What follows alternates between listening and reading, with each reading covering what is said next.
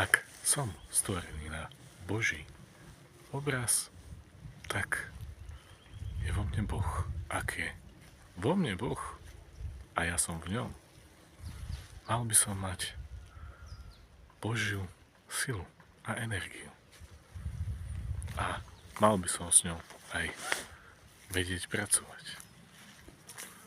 Ako je možné, že napríklad nemám zdravie, alebo peniaze, alebo zlé vzťahy?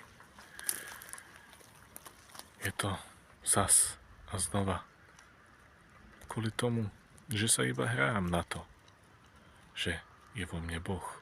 No v skutočnosti som ho zakryl. Zakryl odpadom svojho ega.